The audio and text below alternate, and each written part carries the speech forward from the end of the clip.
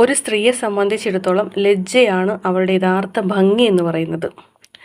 അവളുടെ ആദരവിൻ്റെയും ബഹുമാനത്തിൻ്റെയും ബൗണ്ടറിയാണ് അവളുടെ ലജ്ജ എന്ന് പറയുന്നത്. എല്ലാ നീച പ്രവൃത്തികളിൽ നിന്നും നമ്മളെ മാറ്റി നിർത്തുന്നതും വിദൂരത്താക്കുന്നതും ഈ ലജ്ജ തന്നെയാണ്. അവളുടെ ഈമാൻ പൂർത്തീകരിക്കുന്നത് അവൾ ലജ്ജയുള്ളവളാകുമ്പോൾ മാത്രമാണ്. ബുഖാരി റിപ്പോർട്ട് ചെയ്യുന്നൊരു ഹദീസിൽ നബി സല്ലല്ലാഹു അലൈഹി വസല്ലമ പറഞ്ഞു, ഈമാനിന് 70-ൽ പരം ശാഖകളുണ്ട്. ലജ്ജ എന്നത് ഈമാനിൻ്റെ ഒരു ശാഖയാണെന്ന്. നമ്മുടെ എല്ലാ മേഖലകളിലും നമ്മളത് കാത്തു സൂക്ഷിക്കേണ്ടതുണ്ട്. അബ്ദുല്ലാഹിബിൻ ഉമർ റളിയല്ലാഹു അൻഹു നിവേദനം ചെയ്യുന്ന മറ്റൊരു ഹദീസിൽ നബി സല്ലല്ലാഹു അലൈഹി വസല്ലം പറഞ്ഞു, ഈമാനും ലജ്ജയും ഒരുമിക്കപ്പെട്ടിരിക്കുന്നു. അതിലൊന്ന് ഉയർത്തപ്പെട്ടാൽ മറ്റേതും ഉയർത്തപ്പെടുമെന്നും. ഇന്ന് നമ്മുടെ സോഷ്യൽ മീഡിയയിൽ സഹോദരിമാരെല്ലാം ലജ്ജ നഷ്ടപ്പെട്ട് നിറഞ്ഞു നിൽക്കുന്ന കാഴ്ച നമുക്ക് കാണാൻ സാധിക്കും.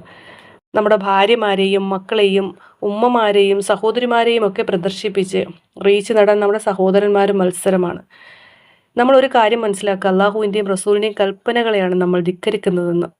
അള്ളാഹു സുബ്ഹാനഹു വ തആല നമ്മളെയും നമ്മുടെ കുടുംബത്തെയും കാത്തുരക്ഷിക്കട്ടെ.